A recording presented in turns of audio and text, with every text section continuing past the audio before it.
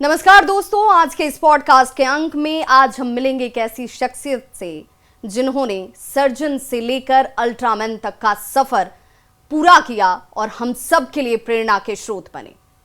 इस लिहाज से भी अल्ट्रामैन को समझना जरूरी है क्योंकि ये दुनिया का सबसे कठिन प्रतियोगिता में से एक है, जिसमें 3 दिनों की इस प्रतियोगिता में पहले दिन 10 किलोमीटर समुद्री तैराकी, जो अपने आप में काफी चैलेंजेस भरी होती है, उस चैलेंजेस भरी तैराकी के साथ इन्होंने सिर्फ तैराकी नहीं की, 145 किलोमीटर की साइकिलिंग की।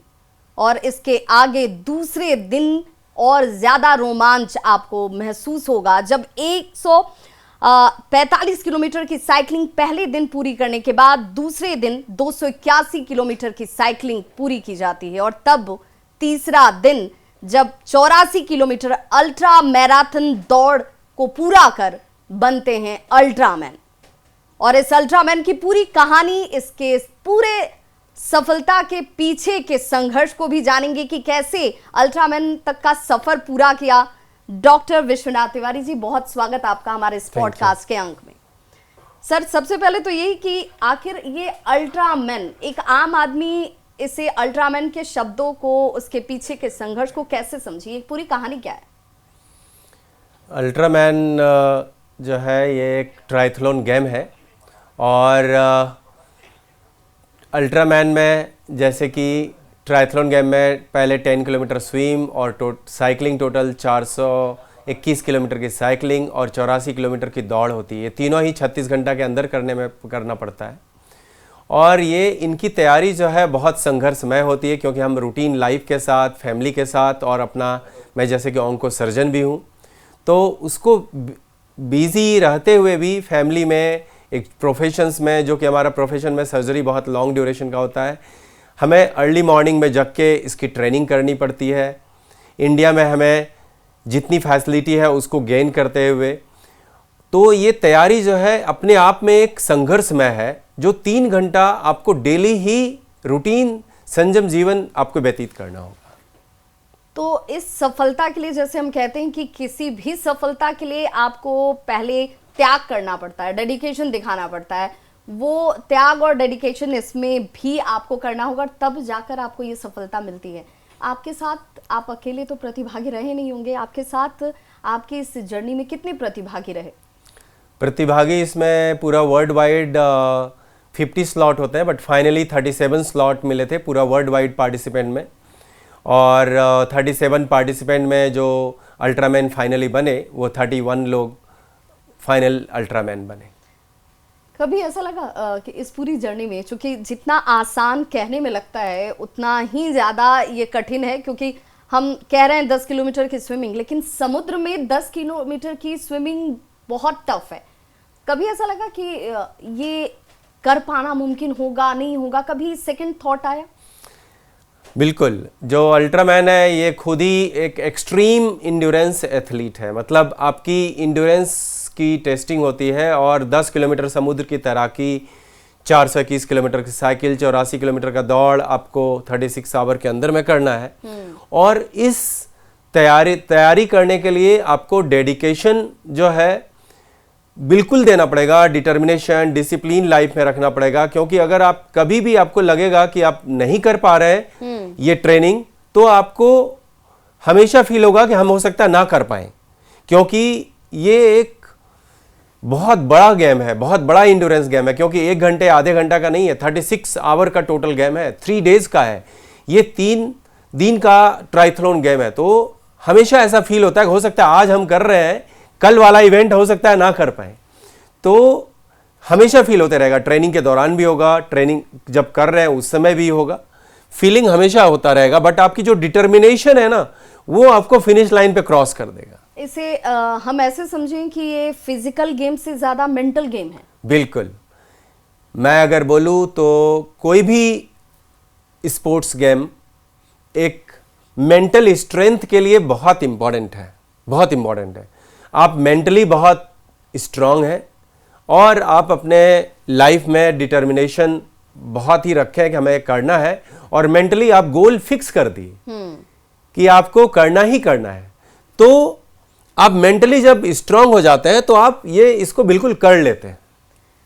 एक लोगों के जनरल परसेप्शन है, लोगों के दिमाग में है कि एक उम्र होने के बाद चीज़ें धीरे धीरे लोग अपने लाइफस्टाइल में सिर्फ फिट रहने के लिए करने लगते हैं, अपने पैशन के लिए करना भूल जाते हैं। तो क्या ये पैशन जो है वो लोगों को फिट रहने के लिए भी मोटिवेट करता है और आप अचीव भी कर पाते हो जो संभवतः आप अपने बिजी शेड्यूल में लाइफ के पहले हिस्से में नहीं कर पाए? बिल्कुल, बहुत सारे लोग, जैसे कि मैं अपना कम्युनिटी में अपना ये मैसेज भी देना चाहता हूँ हमेशा, खास करके हमारे इंडिया में बहुत लोग जब एज बढ़ने लगता है, 60 साल से क्रॉस कर जाता है, 50 साल की उम्र क्रॉस कर जाती है, तो बोलते हैं यार अब हम बूढ़े हो रहे हैं और अब हमें स्पोर्ट्स में नहीं जाना चाहिए। लेकिन ये गलत डायरेक्शन में लोग जाने लगते हैं कि अपना और स्पोर्ट्स को कम कर देते हैं, एथलीट को कम कर देते हैं। नहीं, आप मनुष्य का शरीर जो है मेहनत करने के लिए बना है। आप किसी भी उम्र में किसी भी दिन शुरू कर सकते हैं, बट आपके अंदर वो जज्बा होनी चाहिए कि आज हमें शुरू करना है और हमने गोल फिक्स कर दिया। जैसे कि नेक्स्ट ईयर एक छोटा सा 10 किलोमीटर का रेस हो रहा है और हमें उसमें करना है। तो जैसे कि आप मनी अपने सेविंग करते हैं बैंक में, तो वैसे ही थोड़ा थोड़ा करके प्रोग्रेस करके आप किसी भी एज में किसी भी दिन शुरू कर सकते हैं। क्योंकि आपने इंडिया के लिए रिप्रेजेंट किया वहाँ पर, तो वो फील कैसे रही कि भाई मैं इंडिया के लिए रिप्रेजेंट कर रहा हूँ तो मुझे ये कंप्लीट करना है? एक बहुत ही प्राउड मोमेंट होता है कि हम इंडिया को रिप्रेजेंट कर रहे हैं इंटरनेशनल प्लेटफॉर्म पे, और अल्ट्रामैन जैसा एक बहुत ही एक्सट्रीम इंड्योरेंस एथलीट को लेके तो पूरा वर्ल्ड से लोग आते हैं, एथलीट आते हैं।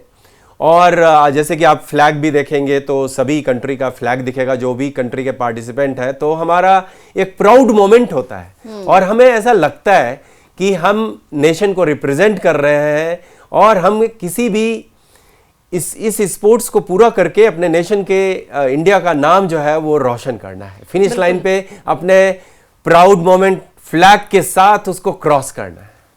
आप चूंकि जब इस पूरे कंपटीशन का पार्ट बने होंगे तो कई सारी मेमोरीज भी रही होगी आपके इस पूरी जर्नी की। कोई ऐसी मेमोरी जो आपको लगती है कि इसे शेयर करना चाहिए क्योंकि इससे दूसरे लोग भी मोटिवेट होंगे और वो कहीं ना कहीं इंस्पायर होकर इसके लिए प्रेरित होंगे कि नहीं, मुझे भी ये करने का मौका है, अभी भी बहुत देर नहीं हुई है? बिल्कुल, ये बहुत सारी हमारी मेमोरी है क्योंकि ये जर्नी बहुत बड़ा होता है। और अल्ट्रामैन जैसे कि मैं 4 बार आयरन मैन कर चुका हूँ और ये अल्ट्रामैन हमारा 5वां इंटरनेशनल रेस था। और इस जर्नी में जो सबसे अहम भूमिका होता है वो आपका फैमिली का होता है, और ख़ास करके आपके बच्चों और आपकी वाइफ का, क्योंकि आपकी वाइफ बराबर की भागीदारी होते हैं घर को मेंटेन करने में। और कुछ लोग जैसे चाहेंगे कि आप अपने आप अकेले कर लें स्पोर्ट्स एक्टिविटी, इतनी बड़ी नहीं पॉसिबिलिटी होगी। आप अगर अपने वाइफ को, अपने बच्चे को भी इसमें अगर इन्वॉल्व करते हैं तो आप इस एक्सट्रीम इंड्योरेंस तक जा सकते हैं। जैसे कि मेरी वाइफ भी साइकिलिंग, स्विमिंग और रनिंग करती हैं, और जब ये चूँकि ट्रेनिंग बहुत लंबी होती है सेशन, जब हमने इसमें रेस में हमें स्लॉट मिल गया तो रजिस्टर जब ट्रेनिंग चालू किए तो 12-12 घंटे की ट्रेनिंग संडे को हुआ करता था। तो मेरी वाइफ भी 200 किलोमीटर साइकिल करती हैं, तो हम 300 करने निकलते थे तो पहला 200 किलोमीटर हमारे साथ रहती थी। तो आपको ये मेमोरी बहुत अच्छा होता है एक प्रकार से कि आपको फैमिली के साथ, यूजुअली लोग इतना टाइम नहीं बिता पाते हैं, लेकिन अगर आपका फैमिली खुद इन्वॉल्व है आपके साथ ट्रेनिंग कर रहे हैं, तो वो जो स्पोर्ट्स का एक इमोशंस है, फैमिली से और जुड़ने का मौका मिलता है आपको कि 8 घंटा आपके साथ साइकिल कर रही हैं, बाद में वो कार में वो बैठ जाती थी, लास्ट 100 किलोमीटर हम कर लिया करते थे। तो डॉक्टर तिवारी, मैं ये कहूँ कि आपके इस पूरे सक्सेस के पीछे, इस जर्नी के पीछे कहीं ना कहीं मोटिवेशन का पार्ट आपकी वाइफ भी रही, क्योंकि वो खुद भी एक एथलीट हैं, तो वो एक साथ में सपोर्ट रहा कि नहीं भाई आप कीजिए, मैं आपके साथ पैरेलली हूँ। बिल्कुल बिल्कुल, ये तो मैं सभी को बोलता हूँ, चूँकि मैं कम्युनिटी में मेरा मैसेज जाता है कि मैं एक इन्फ्लुएंसर हूँ, डॉक्टर होने के नाते स्पोर्ट्स इन्फ्लुएंसर, और मैं चाहता हूँ कि लोग जो है थोड़ा ना थोड़ा स्पोर्ट्स एक्टिविटी करें। और हमारे पास जो बीमारी लेके आते हैं, 90% बीमारी जो है सीडेंट्री लाइफ स्टाइल की वजह से होता है, जैसे कैंसर, ब्लड शुगर और brain haemorrhage, cardiac attack, heart attack. तो ये सारी बीमारियां अगर आप दूर करना चाहते हैं तो आप अपने वाइफ, अपने फैमिली इनको इन्वॉल्व करिए और खुद से सब फैमिली जैसे पिकनिक मनाने जाते हैं, अपने एक स्पोर्ट्स के ट्रिप पे जाइए। और इसको स्पोर्ट्स ट्रिप, जैसे कि संडे को आप 4 घंटे अपने वाइफ के साथ निकले और साथ में साइकिलिंग कर रहे हैं, तो आपको अपने वाइफ को साथ बिताने का टाइम भी मिल रहा है और आप उनके साथ साइकिलिंग भी कर रहे हैं। जब आप अकेले कर रहे होते हैं तो इतना बड़ा इंड्योरेंस करना यूजुअली डिफिकल्ट है, क्योंकि आप फैमिली से दूर भी हैं और फैमिली सपोर्ट आपको जब नहीं मिलता है तो इतना बड़ा करना मुश्किल है, बहुत मुश्किल होता है। बिल्कुल। इंडिया में चूंकि इंड्योरेंस स्पोर्ट्स का फ्यूचर, क्या आपको लगता है कि ये बहुत अभी लोगों से दूर है, या इसके पीछे लोग इतने ज़्यादा अभी मोटिवेटेड नहीं हैं? इसके लिए बहुत काम करने की ज़रूरत है। ज़रूर। इंडिया में जो इंड्योरेंस एथलीट है बहुत कम है। जैसे हम अल्ट्रामैन का ही या आयरन मैन का लें तो बहुत ही रेयरली मिलेंगे, और इसके लिए आपका जो हमारे इंडिया में एक स्पोर्ट्स के लिए कम्युनिटी सेट चेन रिएक्शन होगा, जो लोग हमें एक दूसरे को देख के शुरू करते हैं ट्रेनिंग और जुनून।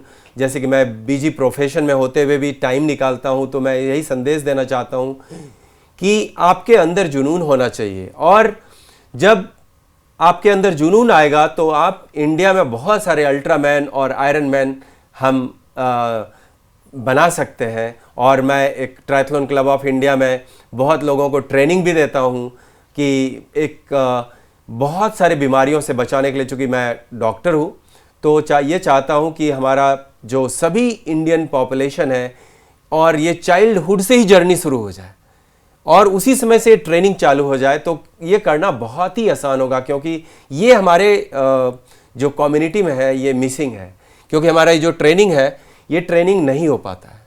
क्योंकि बच्चों को लोग क्या करते हैं कि यूजुअली मोबाइल दे देते हैं, इंटरनेट पे गेम खेलने लगते हैं और आउटडोर गेम मिस कर देते हैं।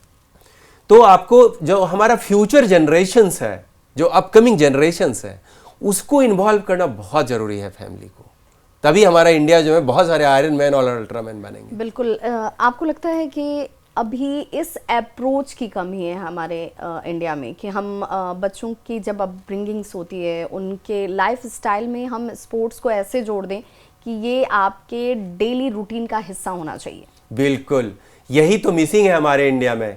क्योंकि हम देखते हैं कि जो माँ बाप बच्चों से बहुत ज़्यादा प्यार करते हैं तो उनके लिए स्पेशल खाना बनाते हैं, मीठा खाना बनाएंगे, मलाई डाल के बनाएंगे, मक्खन डाल के बनाएंगे, तो उनको ये चाहेंगे कि हमारा बच्चा का ना 10 केजी वजन बढ़ जाए तो बहुत अच्छा हो जाएगा, बहुत अच्छा हो जाएगा।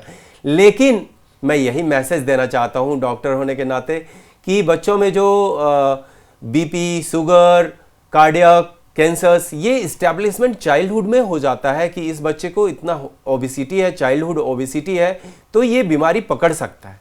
तो आप बच्चे के जहन में डाल दीजिए कि आपको जैसे खाना दे रहे हैं बच्चों को, तो एक हिस्सा 1 से 2 घंटा बच्चों में जो है वो स्पोर्ट्स का होगा, और ये अनिवार्य है। जैसे कपड़ा पहनाते हैं बच्चों के लिए, स्कूलिंग कराते हैं, तो आप बच्चों को इसी तरह से एक स्पोर्ट्स में दीजिए। ये सिर्फ फिटनेस के लिए ही नहीं होता है, बच्चों की मेमोरी बढ़ता है और बच्चा का जो ओवरऑल डेवलपमेंट है वो बहुत ही अच्छा होता है। मैं यही मैसेज देना चाहता हूँ कम्युनिटी में। बिल्कुल। चूँकि डॉक्टर तिवारी, आपने कहा कि 37 पार्टिसिपेंट्स थे जो वहाँ पर compete कर रहे थे, और ये 37 कम्पिटेंट्स जितने भी होते हैं, आपको ऐसा लगा कि ये जितने लोग अलग कंट्रीज से पहुँचे थे उनमें कोई ऐसी कंट्री रही जो बहुत ज़्यादा मोटिवेटेड है इन खेलों के प्रति, स्पोर्ट्स के प्रति, और उसका रिप्रेजेंटेशन भी उस लेवल पर ज़्यादा दिखता है?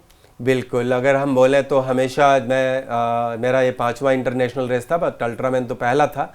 तो usually western country, western world के लोग हमेशा ज़्यादा होते हैं, और हमारा जो इंडियन पॉपुलेशन है वो रेयर संख्या में होता है। बट बहुत ही प्राउड मोमेंट का बात था कि ये जो अल्ट्रामैन है ये 37 पार्टिसिपेंट थे, और इंडिया हमारा सेकेंड लार्जेस्ट था। ये 37 में 9 पार्टिसिपेंट थे, क्यों ऑस्ट्रेलिया सबसे ज़्यादा पार्टिसिपेंट ऑस्ट्रेलियन थे, और हमारे इंडिया से 7 पार्टिसिपेंट थे। तो प्राउड मोमेंट था, बट बहुत ही कम संख्या अगर हम बोले इंडिया के पॉपुलेशन को कंपेयर करें, और सिर्फ 7 स्पोर्ट्स एथलीट को अगर देखें तो यूजुअली देखते हैं तो इंड्योरेंस एथलीट या कोई भी स्पोर्ट्स को लेते हैं तो जहाँ भी जाते हैं तो हम देखते हैं कि वहाँ के लोग, जो वेस्टर्न कंट्री के लोग हैं, वहाँ के लोग स्पोर्ट्स को एज ए कल्चर रखते हैं। जैसे हम लोग की खाना पीना खाते हैं, हम लोग कपड़ा पहनते हैं, तो उनको स्पोर्ट्स कल्चर में होता है। बट ये चीज़ हमारे यहाँ मिस हो जाता है। अल्ट्रा मैन, इसके पीछे का कंसेप्ट आपको क्या लगता है? क्योंकि ये तो टफेस्ट एक गेम है जिसमें 10 किलोमीटर समुद्री तैराकी, साइकिलिंग, 145 किलोमीटर फर्स्ट डे की चैलेंजेस हैं ये। तो ये जब डिवीज़न किया गया होगा तो इसके पीछे की टफनेस महसूस की गई होगी, क्योंकि ये टफेस्ट पर्सन ही इसे कम्पीट कर पाएंगे। बिल्कुल, इसीलिए तो इसका नाम दिया गया है अल्ट्रा मैन, क्योंकि ये आपके जो इंड्योरेंस की टेस्टिंग होती है, एक्सट्रीम इंड्योरेंस की टेस्टिंग होती है इसमें, क्योंकि सब चीज़ एक्सट्रीम है। ये स्विमिंग, वो भी समुद्र की स्विमिंग जिसमें कि करंट भी है, 10 किलोमीटर, साइकिलिंग 421 किलोमीटर टोटल, और रन जो है 84 किलोमीटर, मीन्स डबल मैराथन। तो इसमें एक्सट्रीम इंड्योरेंस एथलीट है, तो ये टफ गेम है और इसीलिए इसका नाम दिया गया कि ये अल्ट्रा मैन, जो कि सबसे मजबूत प्लेयर होगा वही इसको कर पाएगा। ये बैक टू बैक गेमिंग है या इसमें स्टे है, ठहराव भी है, आप रिलैक्स भी हो सकते हैं, रुक भी सकते हैं? ये क्या है कि ईच डे 12 आवर डिवाइडेड है। पहला दिन 10 किलोमीटर की समुद्र में स्विमिंग और 145 किलोमीटर की साइकिलिंग। तो ये जो है आपको 12 घंटे के अंदर करना है, बैक टू बैक, रुकना नहीं। अगर आप रुके तो आपका टाइम जाएगा। अगर 1 सेकेंड भी 12 घंटे से ज़्यादा हो गया तो आप उसमें एज ए फिनिशर्स नहीं रहेंगे। दूसरे दिन नॉन स्टॉप आपको साइकिलिंग जो होगा 280 किलोमीटर होगा, बैक टू बैक। अगर आप रुकते हैं, न्यूट्रिशन फ्लूइड, चूंकि आपका एनर्जी क्रैश करता है। और तीसरे दिन 84 किलोमीटर के दौरान, वो भी बैक टू बैक, वो भी 12 घंटे के अंदर करना है। तो ये back to back every day 3 days का स्पोर्ट्स एक्टिविटी होता है। और शाम को फिनिश हुआ और अगले दिन मेंटली आपको लगेगा भाई हमें 4 बजे सुबह जो है रिपोर्टिंग करनी है, तो आपको मेंटली तैयार होना पड़ेगा। 3 दिन की एक्सट्रीम इंड्योरेंस एथलीट है, तो ये बहुत ही टफ है। बट इस टफ के लिए एक यही चीज़ है कि आपको रेगुलर अगर प्रैक्टिस में है तो आप कर सकते हैं। आपके आयरन मैन की जर्नी ने आपको अल्ट्रा मैन के लिए पुश किया? ये तो बिल्कुल सही है और यही क्वालिफाइंग होता है, क्योंकि अल्ट्रा मैन जो होता है वो आप डायरेक्टली फॉर्म फिलअप नहीं कर सकते हैं, ओनली इनवाइट बाय एप्लीकेशन ही जाता है, क्योंकि वर्ल्ड वाइड में टोटल 50 एथलीट ही सेलेक्ट होते हैं जो पूरा वर्ल्ड से आते हैं। तो आयरन मैन जो है वो क्वालिफाइंग होता है। आयरन मैन अगर आप पहले कर चुके हैं और 14 घंटा के अंदर कर चुके हैं, जो कि आयरन मैन अगर मैं बताना चाहूँ आपको, जिसमें कि 3.8 किलोमीटर की समुद्र की स्विमिंग और 180 किलोमीटर की साइकिलिंग और 42 किलोमीटर का दौड़, ये 15 घंटा के अंदर करना होता है। तो ये आयरन मैन जो है क्वालिफाइंग टाइम है अल्ट्रा मैन के लिए। अगर आयरन मैन आपको करना है, कर चुके हैं, तभी आप अल्ट्रा मैन के लिए प्रोसीड कर सकते हैं। और एक बार नहीं, 4 बार संभवतः आपने इस आयरन मैन एक तरीके से इस प्रोग्रेसिव कह लीजिए, क्योंकि उसने कहीं ना कहीं आपको प्रमोट किया, आगे बढ़ाया कि आप अल्ट्रा मैन तक की जर्नी तक पहुंचे और इंडिया के लिए प्राउड मोमेंट आप लेकर आए। लेकिन सबसे बड़ा सवाल तो ये, कोई भी एक हेल्थ फ्रीक, फिटनेस फ्रीक शख्स जानना चाहता है कि आखिर फिर खाएं क्या, लाइफस्टाइल क्या हो, उसकी वजह से हमारी एनर्जी बनी रहे, हमें मोटिवेशन मिलता रहे। क्योंकि पहले दूसरे दिन तक तो हर एक बंदा लगता है कि नहीं, हम जाकर जिमिंग कर सकते हैं, हम रनिंग कर सकते हैं, साइकिलिंग कर सकते हैं, लेकिन दूसरे तीसरे दिन के बाद से फिर उसमें डिटोरिएशन आने लगती है। तो आखिर वो क्या खाएं, क्या लाइफस्टाइल मेंटेन करें? मैं अगर बोलूँ तो इसमें क्या है कि आपको कोई भी जिम, ट्रेनिंग, स्पोर्ट्स जो भी करते हैं, एक तो सबसे पहला चीज़ है डिसिप्लिन। रेगुलरिटी आपको रहना है, छोड़ना नहीं है। और रेगुलर जा रहे, जो भी कर रहे हैं आप, रेगुलर जाइए, रेगुलर स्पोर्ट्स करिए। और खाने में क्या है कि हमारा जो कल्चर है इंडिया के खान पान का बहुत ही रीच है। जैसे कि मीठा खाने में ज़रूर होना चाहिए, आप तेल, घी, मक्खन ये बहुत ज़्यादा होना चाहिए। तो इससे शुगर से क्या होता है कि आपकी बॉडी बिल्कुल ख़राब हो जाता है। तो मैं यही मैसेज देना चाहता हूँ सभी को कि अगर आप स्पोर्ट्स कल्चर और अपने फिटनेस को बना के रखना चाहते हैं तो इसमें आपको खाने पीने की भी एक संयम जीवन साधु की तरह व्यतीत करना पड़ता है, क्योंकि आपको 4 बजे सुबह जगना है और आपको अर्ली मॉर्निंग में आपको स्पोर्ट्स कर लेना है। तो उसके लिए आपको जो डिनर है वो सबसे पहले कि 6 से 7 बजे के बीच में आपको डिनर फिनिश कर लीजिए। बहुत सारे लोग जैसे काम में रात से लेट से लौटते हैं तो वहीं डिनर लेके जाइए, ऑफिस में कर लीजिए। और मीठा खाना में बिल्कुल छोड़ दीजिए, मीठा बिल्कुल मत खाइए। सबसे पहला स्टेप और सबसे पहला तो वही है, आप मीठा बिल्कुल छोड़ दीजिए। और कहीं भी जैसे आपको टाइम नहीं मिल रहा है तो आप जैसे ऑफिस प्लेस पे या वर्क प्लेस पे कहीं भी जा रहे हैं, सिंपली एक साइकिल से या वॉक करके जाइए। 5 किलोमीटर की दूरी है, कोई ऑटो मत करिए। तो ये थोड़ा थोड़ा करके आप ये मोदी जी भी, हमारे प्रधानमंत्री देश के जो हैं, वो बार बार लोगों को कह रहे हैं कि भाई अभी ईरान क्राइसिस जो चल रही है उस वजह से भी आपको थोड़ा तो कंट्रीब्यूट करना चाहिए देश के लिए। तो आप फ्यूल का कंजम्पशन कम करें, पूल में चलें। तो उस लिहाज से भी ये एक अच्छा कदम है और आपकी सेहत के लिए तो सबसे वेल एंड गुड है। बिल्कुल, कि आप जो है ऑफिस में जा रहे हैं, साइकिल से जा रहे हैं या फिर पैदल जा रहे हैं, तो इससे क्या होगा कि आपका जो बॉडी का है वो हेल्थ भी अच्छा होगा। खाना में आप ग्रीन वेजिटेबल, फ्रेश फ्रूट, सलाद, हाई प्रोटीन, खास करके नेचुरल रिसोर्स वाला प्रोटीन खाते हैं। वेजिटेरियन है तो वेज रिसोर्स से, और या एग वाइट से एग खाते हैं तो नेचुरल रिसोर्स प्रोटीन खाइए, ग्रीन वेजिटेबल, फ्रेश फ्रूट खाइए। और ऑफिस जो है वो अपना पैदल जाइए या साइकिल से जाइए, 1 घंटा आधा घंटा अपने लिए टाइम निकालिए। ये बहुत ही इंपॉर्टेंट है। अगर आप अपना टाइम निकालते हैं तो धीरे धीरे अपने आप स्पोर्ट्स में आप आ जाते हैं। आखिरी सवाल, चूंकि आप ऑनको सर्जन भी हैं, सर्जरी और फिर इधर गेम ट्रेनिंग, दोनों में कैसे आप सामंजस्य बिठा पाते हैं, कैसे वक्त निकाल पाते हैं, मैनेज कैसे होता है? ये मैं बहुत इम्पॉर्टेंट है ये कि आप कैसे टाइम निकाल पाते हैं, क्योंकि मैं प्रोफेशनल हूँ और कैंसर सर्जन हूँ, जिसमें कि 6 से 7 घंटा की हमारी रेगुलर सर्जरी ही चलती है। तो जब हम सबसे पहला तो एक यही मंत्र है, आप जल्दी सो जाइए रात में और जल्दी जगिए। 4 बजे सुबह, 5 बजे सुबह जग जाइए, ताकि आपको 2 घंटा जो 5 से 7, 4 से 7, 4 बजे से 7:30 बजे तक आपको sports activity, cycling, swimming, running जो भी करना है वो आप कर डालिए। और जैसे कि हम हॉस्पिटल 9 बजे पहुंच जाते हैं, हमारा शार्प ऑपरेशन थिएटर चालू हो जाता है, ओपीडी चालू हो जाता है, जो कि बहुत ही बिजी शेड्यूल से रहता है। लेकिन वो करने के पहले हम कर लेते हैं, और जब हम ऑपरेशन करने जाते हैं और 6-7 घंटा लगातार सर्जरी करते हैं तो वो भी हमारा एक वर्कआउट का पार्ट हो जाता है, क्योंकि खड़े खड़े ऑपरेशन करते हैं। और जैसे 100 किलोमीटर साइकिल करके आए तो हम ऑपरेशन कर रहे हैं, तो वो भी हमारे वर्कआउट में काउंट हो जाता है कि हमारे 12 घंटे की आज ट्रेनिंग हो गई, 4 घंटा हमारा, 3 घंटा साइकिलिंग हो गया और 6 घंटा की सर्जरी हो गई।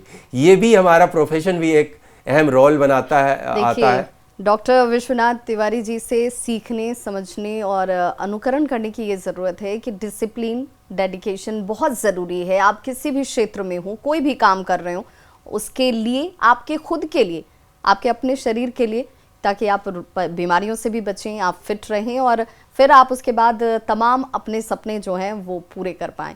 और अल्ट्रा मैन के तौर पर दुनिया में इन्होंने अपना नाम तो बनाया ही, देश में हम लोगों के लिए भी, हम जैसे लोगों के लिए भी, युवाओं के लिए भी एक प्रेरणा स्रोत बने। बहुत बहुत शुक्रिया डॉक्टर साहब हमारे साथ चर्चा में जोड़ने के लिए। Thank you so much. बहुत बहुत शुक्रिया।